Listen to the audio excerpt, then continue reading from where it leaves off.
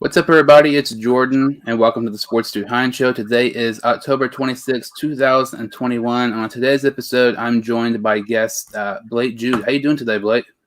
Doing fantastic. Cincinnati Bengals are insane right now, and it's a good day to be a Bengals fan. Yeah, the week has been so much fun. You know, the aftermath of Sunday's game between the Bengals and the Ravens. Going into that game, lots of people were skeptical if the Bengals were going to pull off a victory. I was one of those people. I thought it could be close. Even, the biased Bengals fans, I don't think they even could have predicted this big of a, just one-sided game from the Bengals. Amazing game against the Ravens. That's going to be the first thing we talk about. The Bengals are first place in the AFC North. It's just absolutely crazy because this time last week, the Ravens are the best team in the AFC and yada, yada, yada. They're a Super Bowl contender. The Bengals go into their house and humiliate them. I mean, we're talking about the Ravens team. In my opinion, I'm not just saying this because the Bengals embarrassed them. I do think they were slightly overrated because you look at they got lucky against the Colts game. They got lucky against the Lions game. I mean, it took Justin Tucker to have the longest field goal in NFL history to beat the only winless team right now in the NFL. And, this Ravens team, despite being lucky some games, is still a very talented team. Lamar Jackson's in the MVP conversation. They really held him in check for the most part, especially the second half. I mean, only allowing 17 points against this Baltimore team. And this offense, I mean, you look at it, the week prior, they held the Chargers to just 6 points. And Justin Herbert at that time, in my opinion, was one of the favorites or near favorites for the MVP conversation.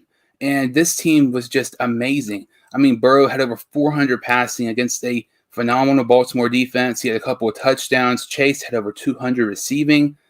I mean, you even have, great, stats and great plays from guys you don't even necessarily think are going to be, great players in this game. I mean, Samaje Perine had a 46-yard rushing touchdown to pretty much just seal the deal to end the game. At that point, it was 34-17. CJ Uzama, I mean, this is another game. He's really been a huge factor for us. Obviously, you look at that, Thursday night performance against the Jaguars. He had 2 touchdowns and over 90 yards this past week against the Ravens. I mean, it was just amazing. You look at the amount of 20-yard plays we had. It is crazy. Perine had one. Mixon had one. Boyd, I believe Higgins had one. Chase, I don't even know how many he had. It is crazy, especially when this stout of a defense like Baltimore. It's very impressive. And something else is very impressive. We only had one penalty whole game, penalty in Baltimore. That is amazing. Like, it really does show, how disciplined this team is. And, that one penalty was in garbage time where we had some of our backup offensive linemen in, like Isaiah Prince and like Fred Johnson and some of those guys. So our starters didn't even have a penalty the whole game. And I posted, Sunday morning, the difference of this game is going to be coaching. That was part of the reason why I did not think the Bengals were going to win this game. You look at John Harbaugh, he's won a Super Bowl with the Baltimore Ravens. He's one of the better coaches in the league. And then you look at Zach Taylor, who the first 2 seasons, it wasn't really good. There were many one-possession games. And this year, he has showed some promise. He's been more consistent in play calling. Zach Taylor stepped up Sunday. I mean, there's no other way to put it. And this is coming from somebody who did not like Taylor the first 2 years. And I was still kind of skeptical at some points this year. Taylor, I mean, he is clearly the right guy in Cincinnati. I'm not trying to jump on the bandwagon now because, I've been vocal of not really being a big fan of him. But you can make a legitimate case, and I think you would win the case, that Zach Taylor outcoached John Harbaugh. That is absolutely crazy. I mean, you look at, times this year and years prior, the Bengals have lost games at times due to just poor coaching from Taylor. He was outcoached against Urban Meyer in the first half against Jacksonville. Several weeks later, I mean, he outcoaches one of the better coaches in the league, beats, some people said the best team in the AFC. I don't think so. We're first place in the AFC North. We're first place in the AFC. This is crazy. It is the best time to be a Bengals fan since 2015. I'm so glad we're getting lots of these wins early on because, people are saying that we can, win the AFC North. We'll get 12, 13 wins. I think we got to slow down just a little bit because despite some of the teams we played later on in the season, having bad records, our second portion of the schedule is very, very, very difficult. but it's very important and great for us to get some of these early upset wins before we go to the hard part of our schedule. Joe Burrow, Jamar Chase, even Trey Hendrickson, some of these guys, they know how to play winning football. And you see them all come together on the same team. I don't care the history of the Bengals or anything. This is a new team, a new era in Cincinnati, and they're doing what they know what to do, winning football games. That's what they've done their entire careers, and they're doing it again here. Zach Taylor, Duke Tobin, the entire early coaching staff and front office for the most part realized, hey, what we're doing right now is not working. Let's get some new guys. Let's get some guys who know how to win. Let's get some leaders on the field to help lead this team. We saw it in 2020, drafting 6 or 7 team captains from their respective college teams. We see them getting Trey Hendrickson, a leader on the defensive line for the Saints. We see Chidobe Awuzie, a leader in the secondary for the Cowboys. We see it with Von Bell and the Saints, another leader on the Saints secondary. We see all these guys who are vocal leaders, big-time players. Logan Wilson, captain on his team. Akeem Davis-Gaither, captain on his team. Jermaine Pratt even was a captain on his team. All these guys were the biggest vocal leaders, guys who led their teams respectively. And now you have a team of winners and leaders all together. And it is creating such a great chemistry and confidence among this team. Everyone's working together in unison. Everyone agrees and knows what their goals are, and they're meeting those goals each week. And we are seeing it time and time again. There's a couple of games in there that weren't the best. Of course, the Bears game wasn't the best. You could have easily won that Packers game, but that wasn't the best of games. You see them respond to adversity and come into these big-time, primetime games. Go at Pittsburgh, big game. Destroy him. You completely outplay Pittsburgh. You go into primetime against Jacksonville. This team historically has been a terrible primetime playing team. You go out there, you make a comeback after being down 14 at halftime and win the game. You come in at Baltimore, one of the best teams in the NFL, you could argue right now. And you could argue right now Lamar Jackson's might be the MVP favorite. You go in there, destroy him 41-17, a blowout victory. This is a team of leaders and winners who are all just gelling together so well right now. And it's all about Joe Burrow, Jamar Chase, and this amazing connection that they have right now. It's very exciting to see how well they've been performing. Jamar Chase is already second in the league right now in reception yards, and this dude's a rookie. We're talking about him shattering rookie records already. We haven't seen this in ever, really. Anquan Boldin was the last guy to have this many yards in 7 games in a season, and he was still less than 100 yards. I believe he only had 617. Jamar Chase has like 740 right now. Jamar Chase has blown these records out of the water already as a rookie, and I'm so excited to see what he can be for the future of this team, as well as all these other guys, Logan Wilson, Chidobe Awuzie, as I mentioned, Trey Hendrickson, even guys like that aren't even playing right now, Joseph Osai. There's going to be a lot of players that are going to come in together, and if they continue to play like this for the future, this is a future winning playoff team. And it's crazy because heading into the season, I had this Bengals team at 8-9, maybe 9-8, but my max wins for them, absolute max, was 10 heading into the season. And you look at this team right now, I don't think anybody could have predicted, just individually how good these players are playing. Joe Burrow is the only player in the NFL to have 2 passing touchdowns in every single game. Jamar Chase, like you mentioned, is the best.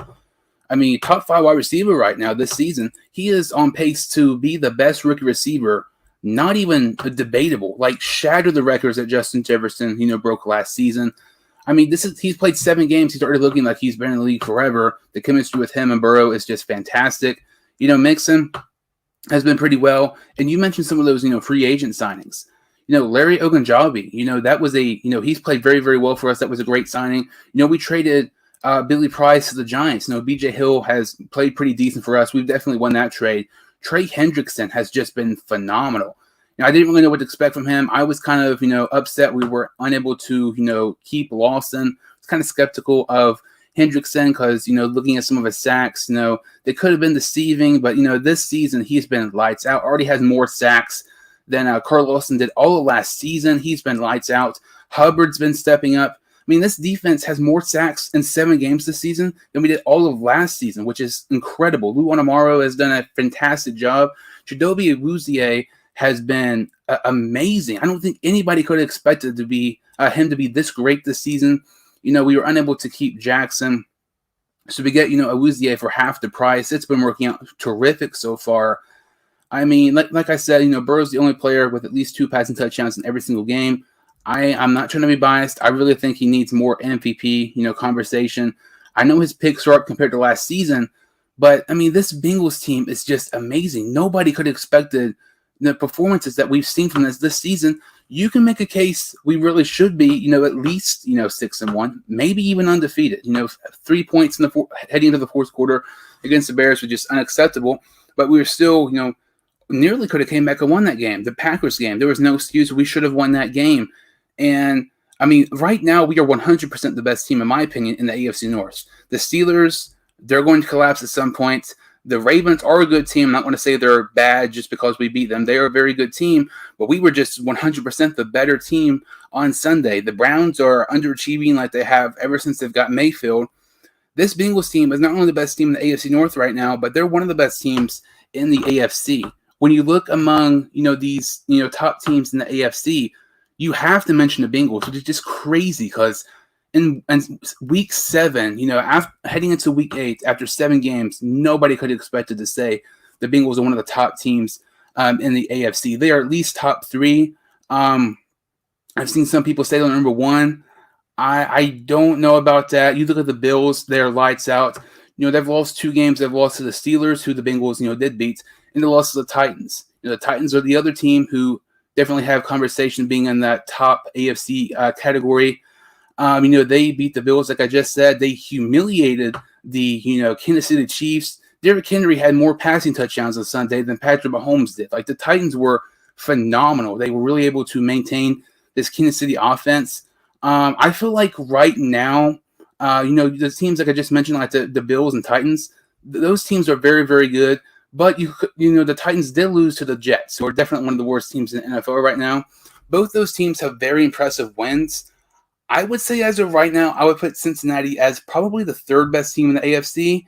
But if we win this week against the Jets, and if we win the following week against the Browns, depending on what happens in Kansas City and Buffalo, I might move them up to number 2. But as crazy as it sounds, we're heading into week 8. In my opinion, I think the Bengals are the 3rd best team in the AFC. I think you make a great argument. They might be 2nd right now, but I do like what you said about the Titans. I do agree that the Titans were an injury-riddled team going into New York and it got upset by a Jets team that was performing really well that week. So maybe it's all just a fluke. We don't know. The Titans look really good. They've been undefeated, or they beat the Bills and Chiefs, like you said, back-to-back in the 6-game stretch, 6-day stretch, which is fantastic and really impressive. But I'm seeing in all the power rankings currently, Bengals are listed as 7th and 2nd in a lot of AFC rankings. I think you can argue right now the Bengals are one of the better teams, outside of the Titans beating the Bills and the Chiefs. I mean, the Chiefs have been struggling. We don't know how good the Chiefs are right now. That's a big question mark. We don't know if that's a legitimate win or not. The Bills are good. I'll give you that. But the Ravens, you could argue, are possibly a better team as well. So I think the Bengals and Titans are on a very even playing field right now. I can see them being either 2 or 3. And the fact we're even having this conversation right now, talking about the Bengals being in the top 3 without even mentioning the Chiefs, the Ravens, any of these teams is astounding and really impressive to see how far this team has gotten. I think if you're looking at Zach Taylor and what he's done this year coaching-wise, he's made some questionable play calls occasionally. I understand that. But the fact from a team-building standpoint and what he's done so far in the locker room to help everyone believe and want to win these games, he's got to be at the top of the list right now for Coach of the Year candidate. His team has outperformed anyone. I think right now him and Cliff Kingsbury are like the 1 and 2 for Coach of the Years right now, and I'm really, really happy to see him perform really well and end up showing out like that because his team has been fantastic and deserves everything that they're getting. With no Zach Wilson next week, of course, with the Jets being out with a PCL injury strain. It's very likely the Bengals are next week 6-2, and all of a sudden you're looking at this team, right there at the top of not only the AFC North, like I said, which they're already leading, but also the AFC in general. And to think that they're in this position right now with 9 games left in the season after that, there are plenty of opportunities to get to maybe 10, 11 wins to be able to make the playoffs in some aspect. And you look at that Bears game, I kind of already mentioned it, but we had 3 points heading into the fourth quarter against the Bears team who is not good at all. Like, that was just a fluke loss. That should not have happened. You mean to tell me 5 weeks later, we're going to be the best team in the AFC North? We're going to be a top 3 team in the AFC after that Bears game. I don't remember, where he was ranked, but I think Zach Taylor was like the 2nd most likely coach to be fired or something like that. 5 weeks later, he's probably the 2nd favorite to win Coach of the Year. Like, it's crazy how much of a transformation we've had. I mean, like you said, the Steelers game. Like, the Steelers didn't play great that game, but it was just pretty much one-sided from the start. I mean, we took over that game. It was never really close. We won 24-10. The Packers game. Lots of people consider the Packers a Super Bowl contender, a top team in the maybe NFC even, at least top three or four, and we really should have won that game. It's crazy how much, we've really stepping up the past several weeks now. And, when you think of teams, right around this week 7, week 8 mark, who are, at the top of the division and some of the better teams in their conference, you really think of them, maybe they're going to, maybe make a move to get somebody else who can really help their team, maybe help their case to maybe be a Super Bowl contender. I'm not saying the Bengals are Super Bowl contenders quite yet, but I mean, the way they're playing, if they get some more people, maybe some trade, maybe through a trade, all of a sudden, I mean, I feel like they have to be sleepers, which I'm trying not to be biased and I'm trying not to just, be so excited right now, but it's crazy that we're having this conversation. This was a conversation to me I thought we could have maybe had next year, the year following. But, trade targets for the Bengals, I saw something the other day and I actually kind of like it. I know he's up there in age, but to me, I think Jason Kelce, the center of the Eagles, I like that one quite a bit. Trey Hopkins, he's been the weakest link of this offensive line, in my opinion. Hasn't really been himself ever since the injury from last year. And, let's say we tried to get Kelce. All of a sudden, I mean, we have somebody who's won a Super Bowl, has Super Bowl experience, has playoff experience on his offensive line, which position group-wise is definitely our weakest link, but I don't think it's really as bad as people think. Something else about that Ravens game. There was times where Burrow was scrambling and, getting away from a potential sack. We only gave up 1 sack against the Baltimore Ravens. That's still very, very, very impressive when Justin Herbert was running for his life, when they played just a couple weeks ago against the Chargers. This offensive line, I don't think it's as bad as people think, but if we can get rid of our weakest link and get a all-pro center, a guy who's, played in the Super Bowl, has tons of playoff experience, I really think that could, make us get the next step and be even better. And, maybe not even compete just for the AFC North, but maybe even compete for the AFC just in general.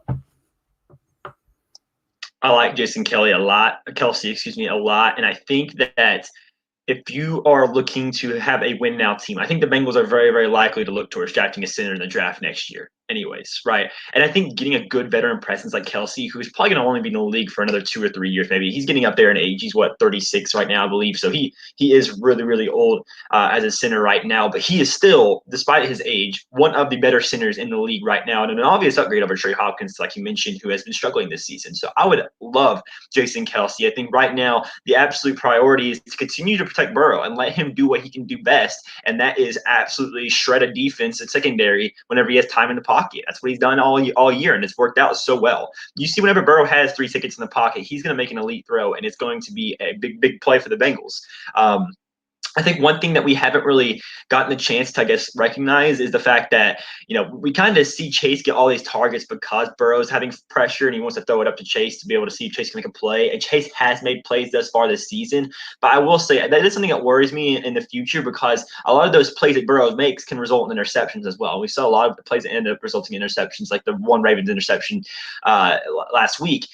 But if the Bengals are able to get Kelce, get better protection for Burrow, he's going to be able to make better decisions. You might be able to see Tyler Boyd, T. Higgins, maybe even another guy, Chris Evans, who's already had a very solid season this year, be able to continue to make better plays, and Burrow can make better decisions to get those guys the ball. And being able to have better offensive line play allows the ball to be spread around more, make the offense a lot less predictable in a way, make it to where the team doesn't only have to worry about Jamar Chase. They can worry about Boyd, Uzama, Higgins, all those guys. And all of a sudden, you have one of the most elite offenses in the NFL. I already think right now we're talking about the Bengals being a top 5 defense, which is in itself insane that we're talking about that because that's a defense last year that was terrible. But if this team can turn this offense, which is already, I think, top 12, maybe top 10, you can argue, into another top 5 offense, then yes, we are talking about a team that can make a playoff run this year. They are a year ahead of schedule. Next year was the year I was marking down as a playoff team that we can be excited about. No, this is a playoff team this year. Next year is when it gets real. When it gets absolutely real. You're talking about this team being the division leaders, the possible deep playoff run team. I mean, it's insane to think that we're talking about this. But this team's a week ahead or a year ahead of schedule because of the amazing play of both Jamar Chase and Joe Burrow, who are playing out of their minds. And I mean, you look at our team right now. It seems like every single position group is exceeding expectations a lot. This Bengals offensive line, it has been shaky at times. We've given up some sacks at times, and despite maybe not giving up some sacks, just the offensive line still might not be really good with quarterback, hits and things like that. Is there any really position group to you that maybe we should target for maybe like a trade at the deadline? Because to me, I think maybe we can get maybe an experience, maybe another defensive lineman or something like that. I know our linebacker group's been really good this year. Logan Wilson's been lights out, second in picks this season. Davis Gaither has really stepped it up. Coming out of college, Davis Gaither was known for, against the blitz. He was the best linebacker against the run. This year, he has been phenomenal in coverage, which, looking at his tape at Appalachian State, that's something he wasn't really, used to doing. His coverage this year has been exceeding expectations. Pratt's been inconsistent at times. I wouldn't be really opposed if we maybe traded to get maybe an experienced linebacker, maybe get some more depth, at the linebacker position. I feel like this defense, like you said, is top 10 right now. But I feel like regardless of what's on offense or defense, I would want us to make a move because the way we're playing right now, I feel like we are contenders not only in the AFC North, but in the AFC. And we get an experienced guy, who's been in the league for a while, has some playoff experience. I feel like that can really be beneficial because we've seen it in the offseason when getting guys like Awuzie and Ogunjobi and Hendrickson, Mike Hilton and guys like that. So I would kind of maybe like this to maybe get a more experienced linebacker because, honestly, in the offseason, I was really, really, really surprised we did not end up re-signing Josh Bynes. I thought we were going to re-sign him to have, that one veteran leadership guy at the linebacker position. So I wouldn't be opposed. Maybe we got a linebacker or an edge rusher to get more experience on the defensive side of the ball. Well, I know a big popular name going around with the teams want, the Bengals want specific is Xavier Howard. And let me just say first, that's a dream if that happens. I doubt that's going to happen. I don't think the Bengals are going to be willing to give up enough capital, and I don't think fans would like the amount of capital the Dolphins are going to ask for Xavier Howard anyways. So I don't see that being the case. And I think right now, when you look at our cornerback room, assuming Trey Wayne's is able to come back healthy, hopefully later on this season, you already signed Trey Flowers. You have Eli Apple playing pretty well right now. I'm okay with the way our cornerback room looks at the moment, and they're working well. So I'm okay with that. And I would love Xavier Howard, of course. If I can get him, I would take him. But I'm not expecting this to be a thing that happens, so I'm going to take him out of the equation right now. I think one thing that I would really like to see personally is a good edge rusher to maybe come in on third down passing situations and be able to rush the passer. Sam Hubbard has looked really, really good this season, and I want to give credit to him. However, I think he's a lot better on third down passing situations whenever he's on the inside, rushing from the inside. And we've seen him do that quite a bit this year. We see Cam Sample coming in and playing a little bit as well. I think he's been solid, but I don't know if he's been reliable enough to be a very effective third down edge rusher for this team right now. I would love to see Darius Hodge or someone like that get a chance maybe on the team in third down situations and see if they can do something, but I don't know if the Bengals are willing to do that. So if you're able to maybe make a trade to someone like the Lions or the Bills or a team like that is looking to maybe shop away some of their excess edge rushers right now, I would totally take a flyer on one of those guys. I was a big advocate for us to try to sign Whitney Merciless whenever he ended up getting released by the Texans earlier this week. And of course, the Packers ended up signing him, I believe. So he's no longer an option for this team. But if the Bengals were able to get a guy like Merciless, that would have been absolutely ideal because I think a good third down pass rusher that you could put on the opposite side of Hendrickson makes it to where all of a sudden teams are not able to focus on one side of the line and be able to take advantage of Cam Sample, who's unable to beat out the right tackle in that case. And all of a sudden you're able to have Lamar Jackson or someone scramble out of the right side of the pocket and be able to make an easy throw. I think if you're going to be able to get another edge rusher who can set the edge at an elite level on third downs, it forces the quarterback to stay in the pocket, lets the interior work, and force them to basically collapse the pocket and make it to where you can get sacks. Somebody who I was really a fan of us possibly, signing in the offseason. And, after thinking about this, we're talking about possible edge rushers. Maybe the Bengals, could maybe trade for. The more I think about this, I really, really like this. And the reason I was really a fan of this happening, I really wanted this to sign Ryan Kerrigan in the offseason. Ryan Kerrigan has had at least 5 sacks in every single year of his career. Obviously he's towards the end of his career, but he could be a nice, good piece to this edge rusher, depth right now. Something else, Ryan Kerrigan was at Purdue when Lou Anamaro was Purdue's defense coordinator. Like I feel like that connection there can maybe help us to maybe trade for him, and it's not going to be something like obviously like a third, fourth round pick. It'll be maybe like a fifth or sixth round pick because I believe he's only on a 1 year contract, and like I already said, he's towards the end of his career. I believe he's with the Eagles right now. I think that's where he is, and if he is, I mean, obviously the Eagles are not playoff contenders. I mean, they're a team who's rebuilding. You would want to get extra draft picks. So to me, I think Ryan Kerrigan could be a very nice addition if we're talking about possible trade candidates that the Bengals could possibly getting at the trade deadline. Kerrigan was also a guy who went to Cincinnati this offseason and worked out for them. So Cincinnati's already gotten a look at Kerrigan and they know what they kind of want. And I think that what ended up happening was they didn't agree on contract situations. But now Kerrigan's already signing a contract with the Eagles. And if the Eagles are looking to move on from him, I would totally take a flyer on Kerrigan. I think he could be worth a fifth or sixth round pick, and I feel like that's worth it to get an edge rusher like Kerrigan for a year who can come in and be an effective pass rusher for this team. I would love that. That would be an ideal trade for me. He's another guy that is getting older and is going to be out of the league, or not out of the league, but he's not going to be as much of a factor in the future. So I think it's going to be a temporary signing. But at the same time, you have Joseph Osai next year. So how much of a need is Kerrigan after next year? I really don't think it's big at all. But for this year, for a team that is now starting to win now, I think it's definitely worth it to take a flyer on a guy like Kerrigan who can come in and be an effective pass rusher. And then next year, move on from and let this insane rookie Joseph Osai come in and be that next beast. And there's so many interesting storylines at the trade deadline because you look at teams who heading into the season you would not think they might be buyers, and then you look at other teams who you would not think they might be sellers. But right now, I mean, clearly the Bengals are buyers, and it's interesting because you look at some teams like buyers and sellers. At the trade deadline, I believe the trade deadline is 1 week from today. Who are some teams to you that you really see might be buyers and sellers as we get closer to this NFL trade deadline? I think the easiest answer right now is the Kansas City Chiefs have to be buyers. This is a team that has Patrick Mahomes, who is one of the best quarterbacks we've seen talent-wise of all time, right? I think it's pretty easy to assume right now. And this is a team that can still make a deep run in the playoffs despite their horrid start right now at 3-4.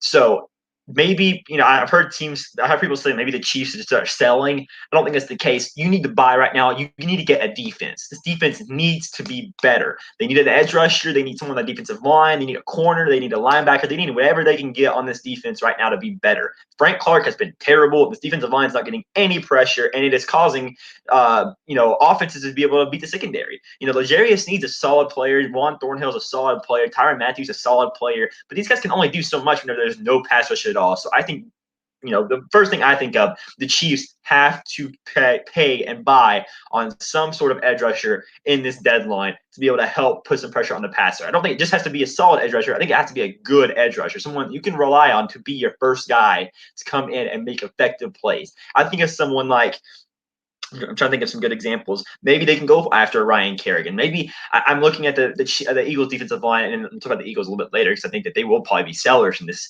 But I want to see them look towards a guy like Derek Barnett, who might not be much longer on this team anymore. I want to see them go after some of these better defensive line players who can come in and be effective pass rushers on this team. And I really, really think if they can do that, if they can manage to get one of those solid players, they can turn this thing around on the defensive line. But like I said, the Eagles are another team that I think could be a big time seller on this deadline. They have a lot of guys already. They already traded away Zach Ertz. It's pretty obvious this is a team that's going to be rebuilding next year. They don't know what they really have in a lot of players. I look at the defensive line. You have guys like Malik Jackson, Fletcher Cox, Derek Barnett. You have some guys in there that you want to rebuild for the future. I can understand keeping Cox and Sweat and guys like that, but when it comes to Barnett, and maybe a couple of these other guys on the edge, Kerrigan, like you mentioned, I could see them moving on from them and looking to get younger assets, maybe or trade player or draft picks for the future to be able to maybe rebuild this team. Because keep in mind, this is a team that has 3 first-round picks this year, likely to all be the top 15. They're going to have plenty of draft picks to get whatever they want. So if you're able to get rid of a Barnett and get good assets and a trade acquisition, I think it would be pretty worth it for them. I think they need to get better at corner. They need to get better on some other places on the offensive line, maybe get an extra wide receiver, maybe even look towards getting another defensive lineman. So I think there's plenty of places to improve. And I think getting rid of these older veteran players might be a bit of a problem. But to me, you mentioned buyers. I definitely think the Chiefs are up there. I feel like the Packers have to be up there as well. We've already seen them make some moves. They already signed, linebacker from the Cowboys, Jalen Smith. and this is like the last dance and all that stuff with Rodgers, Devontae Adams. If you want to win a Super Bowl this year, if you're tired of hearing how you don't give Rodgers weapons or just help him out more, maybe it's on the offense side of the ball, or even, just helping his defense. Maybe, trade for somebody there. I feel like the sellers list, I feel like it's probably just as long as the buyers list. And you mentioned the Eagles already. This is a team, like you said, has 3 first-round picks next season. And, why would you not just get more draft capital if you're able to? You look at teams like the Houston Texans. Even take away the Deshaun Watson situation. You still have guys like Brandon Cooks and people like that. Brandon Cooks, looking at his contract, you might say that's a little bit of overpay. But you really, take a deep dive into his stats. He's actually extremely underrated, and especially considering look at how crappy the quarterbacks he's played with aside from Watson the last several years. And so maybe a guy like Brandon Cooks gets traded to a team who's maybe not quite at that, Super Bowl contender mark quite yet. But if you add a guy like Cooks, then maybe you're a contention for the Super Bowl. It's interesting. I feel like, honestly, I kind of feel like the Dolphins. I know I sound kind of crazy. I am not a Tua fan at all. I believe Mike Gesicki only has this is his final year of his contract, or after this, he only has 1 year. You have 1 win. Like, that is embarrassing. Lots of people thought this Miami team could possibly, get 10 wins this season. Tua hasn't been in, even when he's been healthy. Maybe they trade some guys, like we already said, Xavier Howard. That's obviously, the top, name mentioned. But I feel like Mike Gesicki, I feel like that's a possible candidate to possibly be traded. Obviously, Tua, depending, if the Deshaun Watson, if where he gets traded to, if he does get traded. But I feel like, the Dolphins, Eagles, Texans, some of these teams are definitely, towards the top when it comes to, selling. And something else, I don't believe the Dolphins have a first-round pick next year. If they do, I'm not quite sure. They need some draft capital because, they made that trade with the Eagles in the draft this past season. So I feel like the Dolphins really need some more draft capital. And especially if you want to get Watson, you have to, let's say if you trade Gesicki for like a 3rd or 4th round pick or something like that. Then you would use that 3rd or 4th round pick, to just give the Texans some more draft picks when it comes to a possible Deshaun Watson trade. I don't see Watson going to trade it to Miami. It doesn't make any sense to me. But it's really interesting with all these buyers and sellers when it comes to the trade deadline. I think with the Dolphins situation, what's interesting to me is whether or not we see if Watson's able to make the move to the Dolphins, I think all of a sudden you probably see them become buyers in the deadline, because all of a sudden they're going to want to put the pieces around Watson to help him be comfortable and make him want to go. Keep in mind, Watson has a trade clause where he's able to waive if he doesn't want to be traded to a certain team or not. And if he feels like the Dolphins are not willing to win now, then maybe he does waive that. So the Dolphins do want Watson on this team. Maybe they have to convince him that they're trying to win now, and they have to buy in on certain players. So that's a good aspect. I do like your answer with the Texans. I totally agree. The Texans need to be sellers at the deadline. They made a very, very interesting decision this offseason to sign a bunch of okay veteran players to small deals. And you know what? I like that idea, because these players that are now doing well, you could trade them for pretty valuable assets, maybe build a rebuilding team for the future. Like you mentioned, Brandon Cooks can be a very solid guy. They already managed to, they've already had a couple other players on this team already who are performing pretty well right now. I like the guys like, the safety Justin Reed possibly being a possible trade asset in the future if they want to look towards moving him on. They definitely have a lot of needs on this team right now, and they can really fill it in with a lot of these players that they currently have. And I think if they're able to do that and acquire more assets, they could be another team like the Eagles who can just have a dominant draft and be able to draft 14, 15 rookies to maybe have on the team for the future. And for another buyer, I would like to mention, I think that there's a certain team that I really, really want to see just take that extra step this season and just be just a little bit better in how they perform right now. Because I think this is a team that I think is solid enough to win games, but they aren't there yet where I'm confident that they can be, absolute playoff contenders. And that's the Los Angeles Chargers. I want to see the Chargers look towards getting a couple more assets. They have star power on this team. You look at Mike Williams, Keenan Allen, Derwin James, even guys like that step up right now, like Nasir Adderley. You have a lot of guys down there who can make plays and are very, very good. But there's just a couple of positions that I see right now being question marks on this team. Linebacker's a big one, I think, right now. The first thing I noticed, Kenneth Murray has been able to stay healthy this season. There's a couple of issues in the linebacker core. Defensive line, you have Joey Bosa, who's been fantastic, of course. But you're looking at the other side of the offensive or defensive line. You don't really have a lot of pressure on that other side. Looking at the interior, you can do some upgrades there. I think this defense needs to be just fixed a little bit and maybe look towards possibly adding one more weapon aside from Mike Williams and Keenan Allen. That might be the team that can look to offer for Brandon Cooks. I think that would make a lot of sense for both sides. Jalen Guyton's kind of been that deep threat for them right now, but he hasn't been that great this season. They really were hoping to have Josh Palmer come in, the rookie from Tennessee, and have a huge season. He hasn't really done that so far. So maybe look towards getting another asset somewhere else from the wide receiver core and be able to help give Justin Herbert more weapons for him to use, because he's already using Mike Williams and Keenan Allen really well. But you could tell there's just something missing from a deep threat there. I think if you can get a deep threat or get some guys on the defensive line, that could be a much better team. Yeah, I would really like Cooks to the Chargers. Heading into that Chargers and Ravens game, I thought the Chargers were a potential, Super Bowl dark horse the way they were playing. Obviously, they got humiliated against Baltimore. But if you add a guy like Cooks, who is extremely underrated, I don't know how much cap money they have right now. But if you're able to do that, all the weapons they have, you have Eckler out of the backfield if he can stay healthy. And we already talked about, you mentioned, Murray, Bosa, all the guys they have.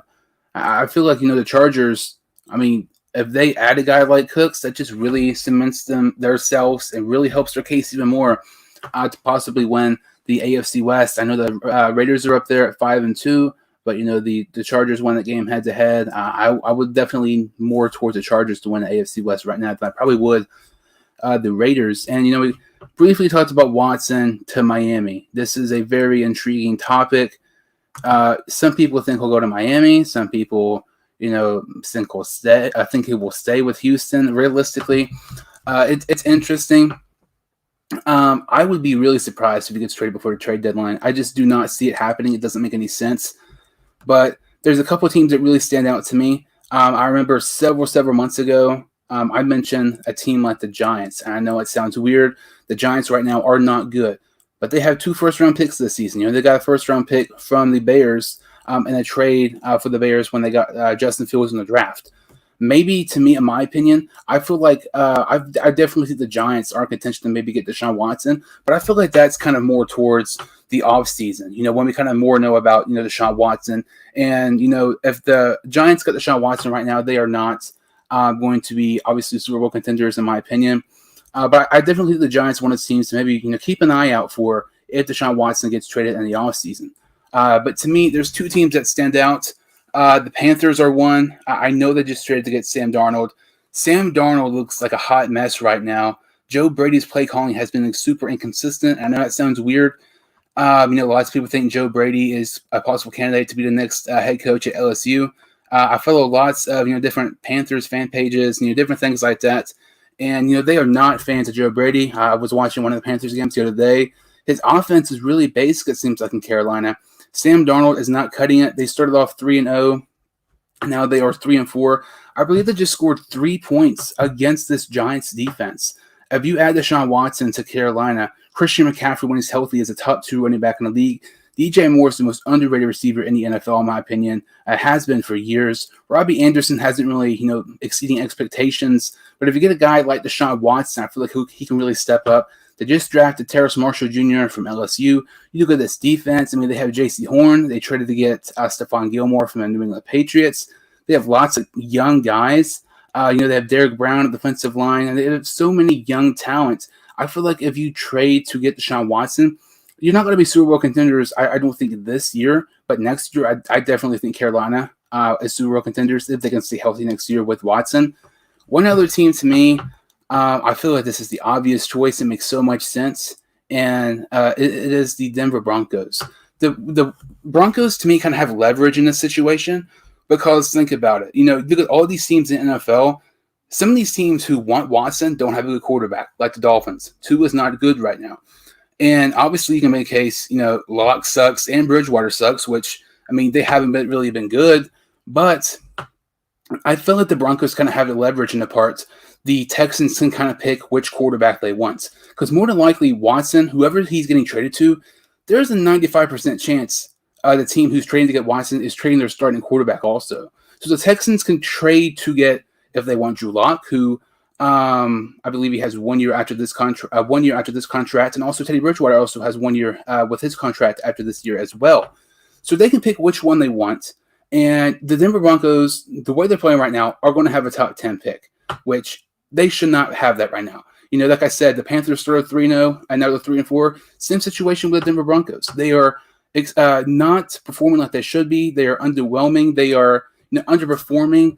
I feel like you add Deshaun Watson. If you add Deshaun Watson to this Broncos team right now, I think they are playoff contenders. I know they're 3-4, but when this team is healthy, they are extremely, extremely talented.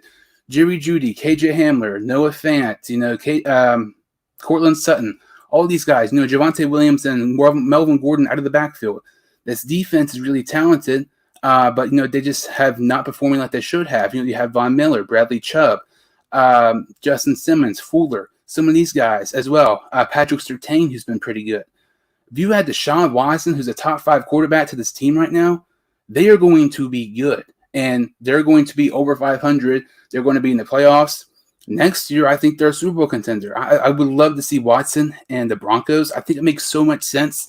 I'm just getting so tired of Watson to Miami. That does not make sense at all. Like, you can add Watson, and you could keep Gesicki. You can keep Devontae Parker. You can keep all these guys.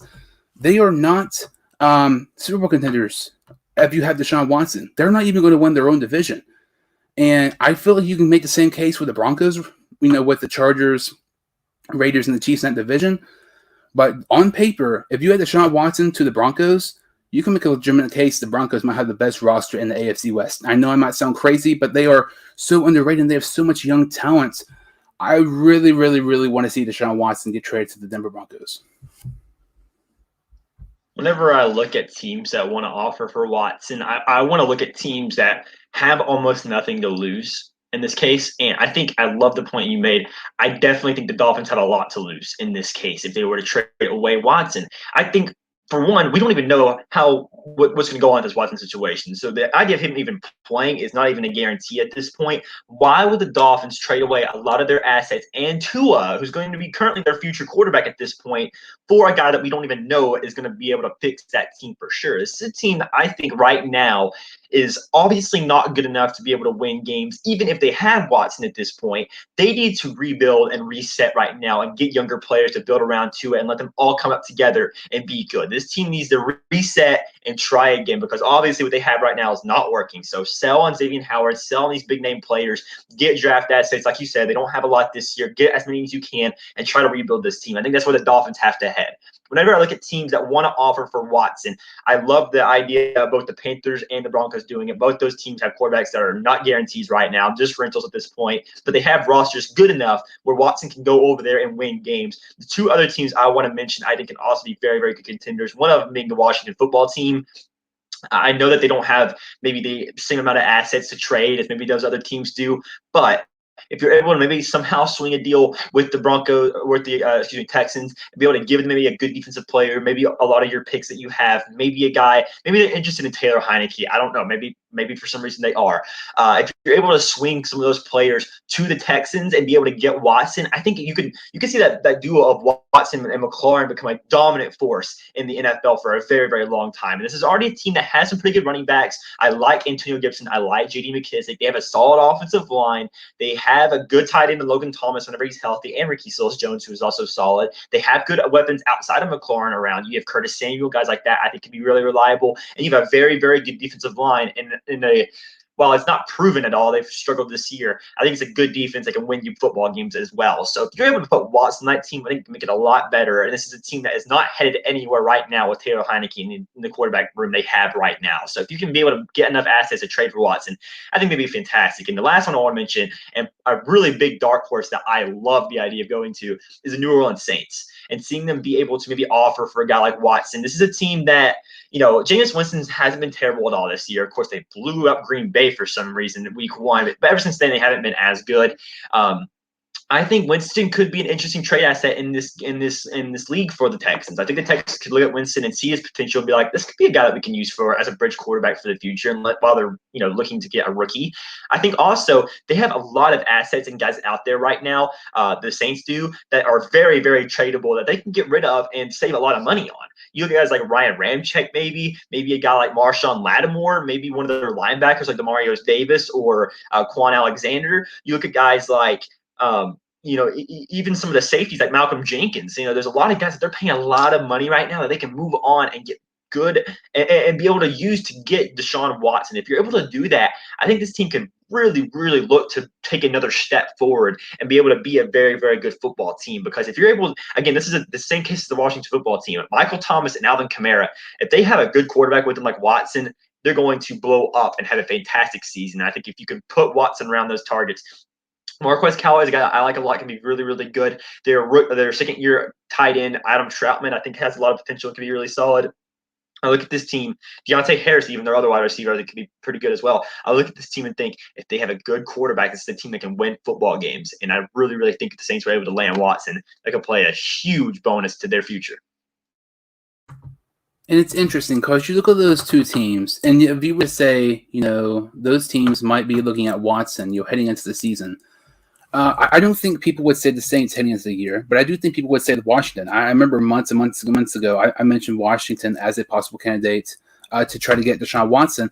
But now it's interesting. We're at the halfway point of the season, and obviously with the Ryan Fitzpatrick injury and Washington underperforming, I feel like Washington is a definite candidate for Watson. But I think that the way they're playing right now, I think it's possible. If he's not traded at the deadline, maybe that's something more likely in the offseason. But the Saints, however, they are playing great. And I know they've been inconsistent, but they're 4-2 right now with, Jameis Winston as a quarterback. Michael Thomas hasn't played a game. That's very, very impressive with the Saints. And if you want to add a guy like Watson to the Saints right now, who are already 2 games over 500, who are already, really exceeding expectations without one of the better receivers in the league, the Saints, if you were able to get Watson, that would be scary. That's something very interesting because when you look at Winston, I think he's more underrated. And I think I know it sounds weird. I think Winston's definitely one of the most hated quarterbacks in the league. I know he's very inconsistent, but you have to look, during his time with Tampa Bay, that last season, he was partially blind, it seemed like, and, still threw over 30 touchdowns, 5,000 yards and everything. But Watson to the Saints, you look at it, the Saints the past couple of years when they had Drew Brees, you could tell, Drew Brees was just off and, his arm talent was not there anymore. And just the Saints were not there. If you have a similar team like you had, last season with New Orleans, and you add a top 5 quarterback in Deshaun Watson, I'm not going to say they're quite Super Bowl contenders, but I think they are very, very, very close, especially with them being 4-2 and not having Michael Thomas. I really like both of those. Those are very 2 intriguing ones, but of the 2, I would probably lean more towards the Saints rather than Washington. Yeah, I think both teams could be, possible contenders. And I think the Saints, I really look at it as being like a dark horse because, like you said, they're already good right now. Do you want to risk breaking that up to get Watson? I think it'd be worth it, but it is a risk. I just personally don't see the Saints being a winning playoff team for the foreseeable future with Winston, despite how good I think he can be. I still worry about the weapons around Winston and maybe just not having enough out there. Because despite Winston, I think being a really good quarterback and them being successful right now without Michael Thomas, do I think they can beat teams like the I think the Cowboys, the Packers, teams like that? I don't think they can win that with the roster they have right now with Winston at quarterback. Now, if you put Watson in that situation and give him the same roster, I think they could. And that's why I think getting Watson, and this is only if they know Watson can play. And if he can, I think that definitely it would make a lot of sense for them to be able to do, because I think this team could be legit if they were able to get a quarterback to Watson's level. And that's a very interesting team. It's not being talked about at all. And if you get him, you're a 10-win team at least. Like, add a top 5 quarterback to one of the best coaches in the league, on Sean Payton. He's had 4. He's 4-2 right now with Jameis Winston. Jameis Winston is very inconsistent, but if you add a guy like Deshaun Watson, they're only going to get so much better. Especially adding Michael Thomas, who's yet to play snap this year. Lots of intriguing storylines. Who's going to get traded, who's not. Buyers and sellers at the trade deadline. That is 1 week from today. Also, I believe it's 1 week from today. The college football playoff rankings will be released. And, the AP poll was released Sunday. And, this past week in college football, there were some intriguing matchups. Obviously, Cincinnati was able to hold on to beat Navy. Alabama was able to beat Tennessee. Ohio State humiliated Indiana. Crazy how good they played. And, obviously, Indiana's second string quarterback was starting because their, first string's hurt. They were playing against Indiana's third string. You can make a case, it's kind of deceiving. They won so much, but at the same time, what's Indiana's excuse in the defense for giving over 50 points against this Ohio State team? The rankings, like I said, come out Tuesday. The AP poll as of now stands, which, this doesn't mean jack squat when the playoff rankings are released. But as of right now, it is Georgia 1, Cincinnati 2, Bama 3, Oklahoma 4, Ohio State 5, and Michigan 6. To me, this is so stupid. I hate Ohio State. I've said on the show before, I hate Ohio State so much. Their fans are some of the most ignorant fans in the country. That's a nice way to put it. They're the equivalent of the Steelers fans, but in college football. And looking at Ohio State, they are just – it's so annoying being around here. And you see Ohio State merchandise everywhere, even though, Huntington. You would think you see Marshall stuff. But my rankings to me would be 6 would be Michigan, 5 would be Oklahoma, 4 is Alabama, 3 Cincinnati, 2 Ohio State, 1 Georgia. Michigan's undefeated. I feel like I would put them at number 6. Number 5 is Oklahoma. I think I said this last time you were on the show. Oklahoma is 2014 Florida State. They are barely getting by, and they're undefeated. They haven't played anybody great, but they're one of those teams like you expect them to lose at some point, but they're just barely winning. But when Oklahoma plays a really, really good team, to me, they're going to lose. And you can make a case they should have lost to Kansas this past week. Very questionable decision. How I don't get how there was not a flag on Caleb Williams, taking the ball out of the running back's hand. Totally should have been a flag, but then that really helped the Sooners beat the Jayhawks in that game. Alabama, number 4. It's really interesting, with them losing to A&M several weeks ago. Alabama has to beat Georgia, or they're not in the playoffs, which is just crazy. And Alabama, despite, being one of the better teams in the country, has kind of underachieved in games even though they've won. They looked very inconsistent at times against Tennessee. Number 3 is Cincinnati. And I love, the underdogs when it comes to college football. I'm very vocal when it comes to Cincinnati being in the college football playoffs. But there is no reason at all Cincinnati should be above Ohio State. And that's really painful for me to say. When Cincinnati beats Indiana by, I believe, 11, when Ohio State humiliates Indiana and wins by like 30 or 40 points, Ohio State is the second best team in the country right now, 100%. Nobody is stopping this defense. Nobody's stopping this offense except Georgia. You have, their offense. C.J. Stroud, last game he threw for 4 touchdowns, no picks. 2 games prior, both of those games he threw for 5 touchdowns, 0 picks.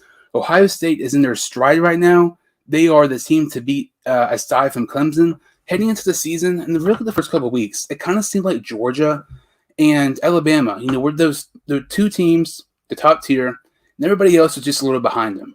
Right now, it's really looking at Georgia and Ohio State are those 2 teams, and everybody else is, really below them.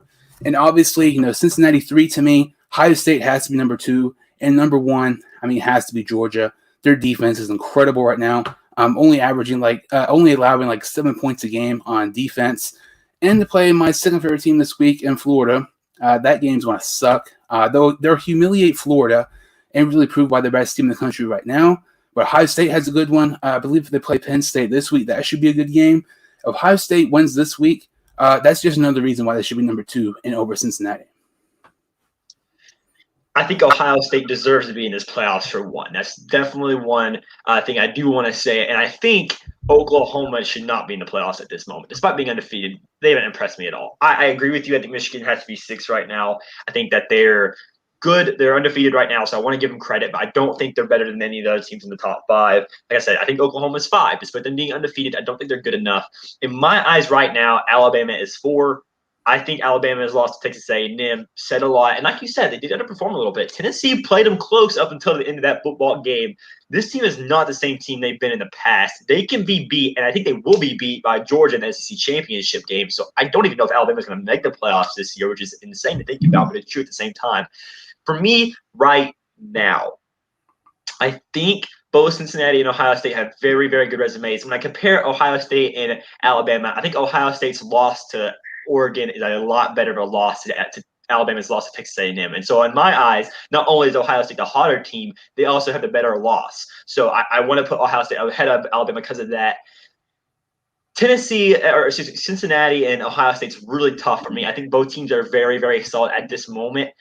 I'm going to put Ohio State at 3 and Cincinnati at 2, only because Cincinnati's win against Notre Dame is the one time we saw them have a really tough game, and they absolutely blew the team out of the water. Not to mention, they played an Indiana team that was a lot more healthy at the time and a lot better. So do we know if they could have blown out Indiana if they had the same roster as what they did against Ohio State? Maybe they could. I'm not sure. But I think it's hard for me to put Cincinnati any lower at this very moment, only because every test we've seen them do, they apply that pass with flying colors, while Ohio State did have that one upset loss, of course, Oregon, which is the big difference in this case. I think Cincinnati just hasn't really shown a reason for them to drop any lower. But I will say, SMU is a big game. I want to see Cincinnati beat SMU by 21 plus, and if they do, I'll keep them ahead. But if they play SMU close or SMU upsets them, of course, they are dropping further down my board by a lot. I think if it's anywhere closer to 21, I'm putting Ohio State ahead. So that's the game I'm really watching right now, Cincinnati SMU, to see how high they stay. Georgia's, of course, won. They're the best team in the country right now. I don't think it's very arguable.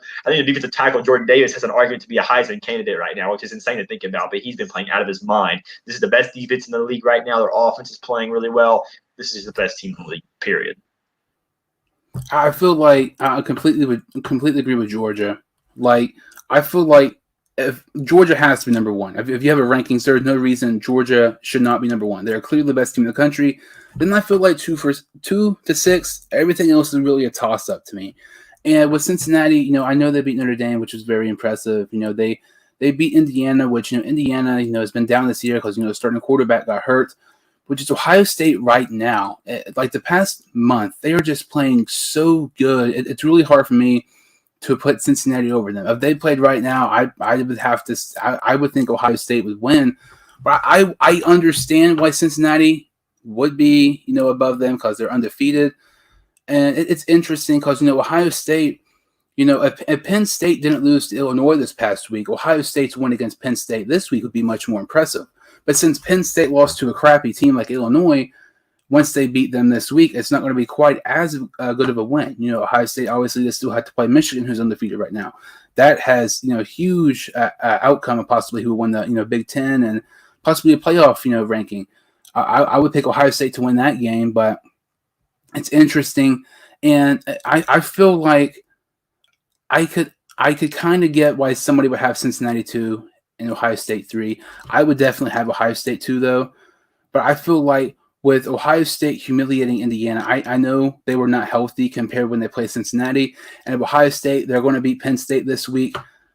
At least to me, I don't see the committee, however, having Cincinnati above Ohio State. I just do not see that happening.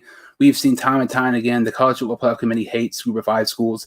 It's not a opinion. It's pretty much just facts, it seems like. And despite, Cincinnati playing great and doing everything they can to prove why they should belong in the playoffs, which they definitely do, I don't see the committee having Cincinnati number 2 like most people have. I definitely see the committee more than likely having Ohio State above Cincinnati 1 week from today.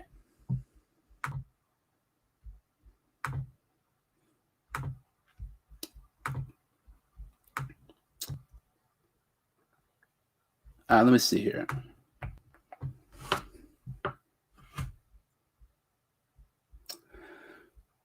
So, looking at some of the games, so with Penn State and Ohio State, how much would Ohio State have to win by for you to put Cincinnati? How much would Ohio State have to win by for you to put Ohio State above Cincinnati?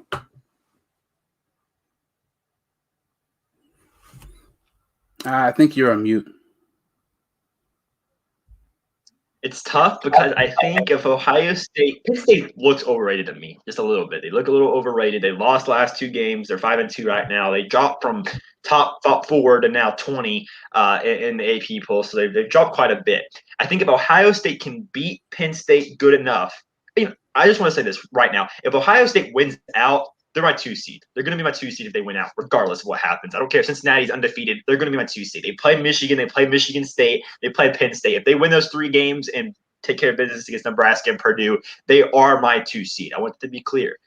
But if they're able to beat Penn State convincingly enough to me, again, this is one of the hottest teams in football right now. They have blown out their last 4 opponents by over, I think, 40 points each, which is insane to think about. If they're able to beat Penn State very convincingly yet again, I might consider putting them over Ohio State. But again, it's so early right now, and I'm looking more at the final rankings than what I'm looking at the rankings right now. If this team stays undefeated right now, they are going to be the best team in the nation, or second best team in the nation, because Michigan State is a very good team. If they beat Michigan State, it's a big-time top 10 win. Michigan, another top 10 win possibly on the resume right now. One of these Big Ten teams are going to make it to the playoffs. If Ohio State's able to win out, they're going to be the second-best team in the nation.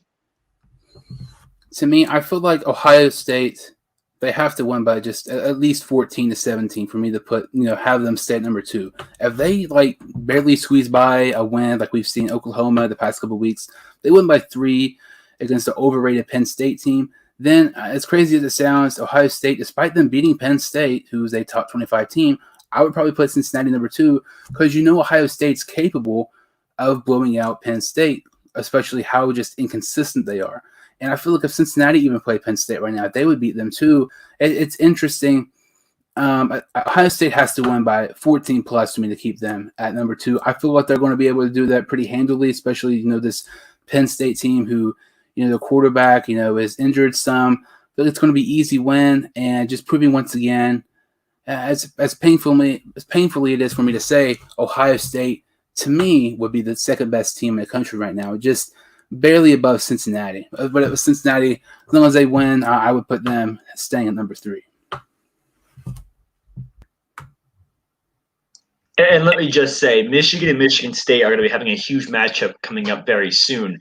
I want to see who wins that game because they can start to make an argument to be in the top 4 as well. One of those teams are going to be undefeated after that game. They're going to have a signature top 10 win, against one of those other teams, and they're obviously going to insert their names in this conversation. So that's another very interesting game to keep an eye on as well between Penn State, Ohio State, Michigan State. It's going to be 4 brutes going at each other, each one at a time, and I want to see who can make it out with the best record. I think Penn State's already out of the playoffs pretty clearly, I think, but if Ohio State, Michigan, or Michigan State are able to win those games, they're going to be in the playoffs. I'm excited to see which one can do that because this is a very, very strong Big Ten, and those are going to be 3 top dogs right now, and I think whichever one of those teams is able to win out, they're probably going to be the second best team, right?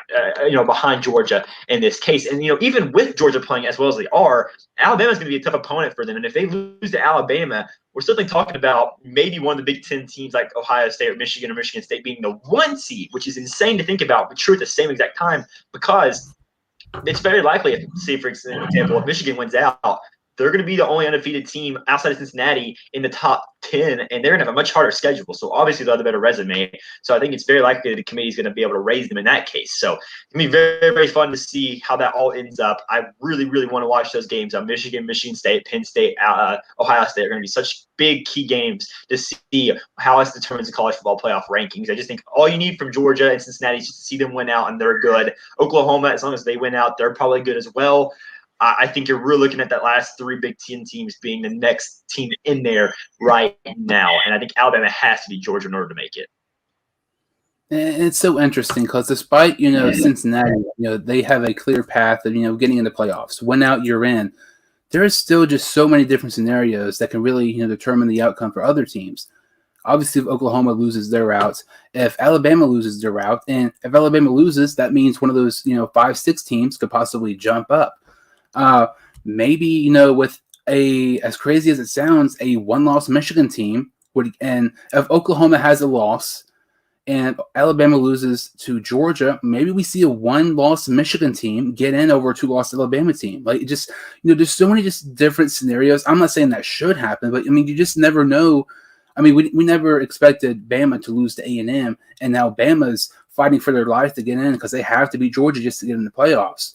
It's so interesting. There's so many different situations and outcomes and possibilities with the college football playoffs. That's why we like it so much. And, the talks of it possibly, just being more teams would just be so much more fun. It's something, going a little bit, staying on track of college football, but changing the topic here. Oklahoma and Texas have really just screwed up, conferences in the country. Both of them leaving to go to the SEC and basically starting a super conference in the SEC, and starting in 2023. And you look at some of these, different schools like the Big 12. Obviously the Big 12, they're going to have Cincinnati and UCF be joining them shortly. You look at other, conferences. You look at take the American, for example. The American brought in Charlotte, FAU, North Texas, Rice, and I cannot remember the other one. But, they bring in the American. They go to the American to make up for Cincinnati and UCF leaving for the Big 12. Then you have the Sun Belt. The Sun Belts, they're adding some more teams in their conference. There's been talks. The Sun Belt has offered Marshall, Southern Miss, Old Dominion, and James Madison to go to the Sun Belt. I believe the Southern Miss has already accepted the invite. And Marshall, a big fan of them. I know you go to school there. We're both from, Huntington and stuff. There's lots of talks about Marshall possibly going to the Sun Belt. Nothing will be, they've not officially accepted it. But, you're going to be talking about possible Thursday to possibly announce it or not. It's interesting. I would love to see Marshall in the Sun Belt. And as crazy as it sounds, once Marshall, Southern Miss, Old Dominion, and James Madison go to the Sun Belt, I feel like you can make a legitimate case that the Sun Belt becomes the best Group of 5 conference in the country for college football. And it's crazy. But, the American is just done now. I mean, they have Memphis and SMU. That's really about it. If you look at the, Mount West, they have a few good schools, San Diego State, Fresno State, Boise. But aside from them, they don't really have the depth. But when you look at the Sun Belt, you have Troy, Louisiana, Appalachian State, Coastal Carolina, Marshall, James Madison, who is really, really good. I would just love it for Marshall to go to the Sun Belt. They're going to get more TV exposure instead of, Conference USA having to watch the games on Facebook. There's going to be much more competition in the Sun Belt, rather opposed to staying in Conference USA or possibly even dropping down to the MAC. It's like I said, it's not official. They haven't officially accepted the invites, but it's looking like they will probably go to the Sun Belt, which I really like a lot. So what are your thoughts on Marshall more than likely going to the Sun Belt Conference?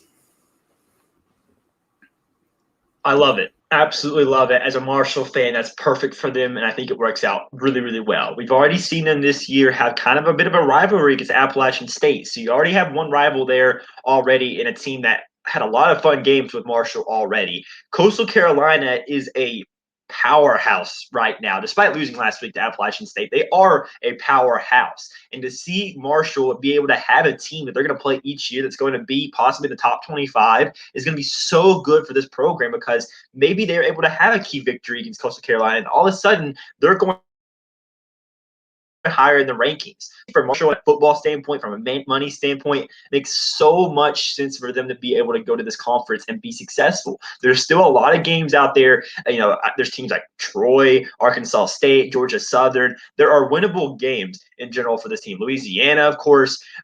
So many teams I think you can go out there and win and be able to, just be better than. And they already had that in the Conference USA. They were consistently better teams. Marshall can still be that one of the top 4 teams in the Sun Belt, which is going to be huge for them, for a dominant Power 5 group. For Marshall to be able to be at the top of that is going to be so good for their program and money-wise. And I think for football, which is always the most important sport when it comes to being able to attract money and stuff, between them, Appalachian State, you look at maybe Southern Miss being a contender down the line as well, and Coastal Carolina. Those are the 4 teams that I really look at having really, really good seasons in the Sun Belt. And I think if as long as those teams are able to be successful and put on great games, they can make a lot of money for this entire conference and be able to help benefit all the teams in general. So I think for everyone, it makes so much sense, because obviously Conference USA is dying. You have so many teams already leaving Conference USA, I believe, like UTSA, North Texas. All those teams are gone now. Charlotte, Rice, Florida Atlantic, all those teams are gone. So you're looking at this conference just pretty much dying in general. So might as well try to escape when you still can and get to the Sun Belt, which is a very, very good conference that can use teams like that. And to me, it doesn't really make sense why all those, 5 teams got offers for the American. Marshall and really should have got invites. because Marshall, when it comes to football and basketball, are better than all 5 of those teams. I mean, Marshall humiliated North Texas the other week, and there's a chance they might end up firing their coach. Rice has only had one 5-win season since 2015. UTSA is doing really good this year. They're one of the more sneaky undefeated teams. They were good last year. But I was really surprised Marshall didn't get an invite to the American. Looking at it now, I'm glad it didn't. I mean, the American is not what it is now with just UCF and Cincinnati leaving. This is going to be, I'm not going to say it's going to be the next American conference, but I feel like it's one of those conferences where, with adding more than likely Marshall, you already have Coastal Carolina, Appalachian State. Troy is good.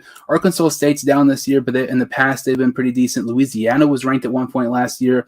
This conference, has lots of depth. And this is going to be great for Marshall to get more TV exposure, and also something else. Talking with football, obviously that's great.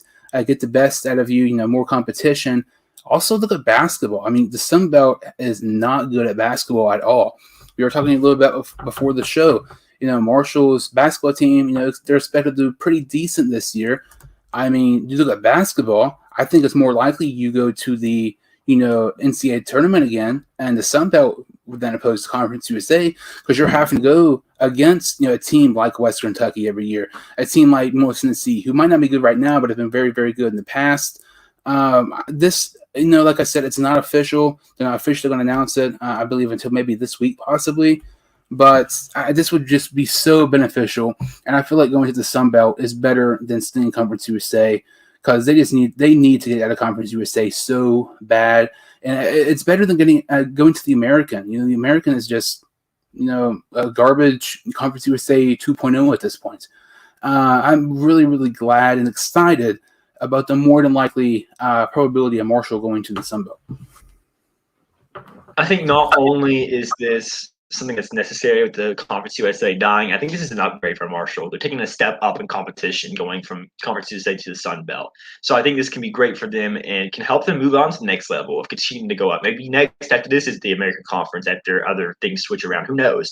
But this from Conference USA to Sun Belt, despite it not being a major step like some people might think it could be, it is a step for Marshall for the future of this program. And as a alumni and a guy that, of course, watches almost all the Marshall games, I love it. I think it's great for their program. I think it's going to be great for their, for the future of their athletics in general. And I think it can really, really help them take a next step forward afterwards. And, looking at the Sun Belt, Coastal Carolina, Appalachian State, Troy, they're normally decent. I mean, Coastal Carolina, Appalachian State would probably beat the best team in Conference USA right now. That's UTSA. And even take UTSA out of the equation. This year, the top teams in the Sun Belt would be the best in Conference USA. But they have so much depth. Really, really excited for the possibility of more and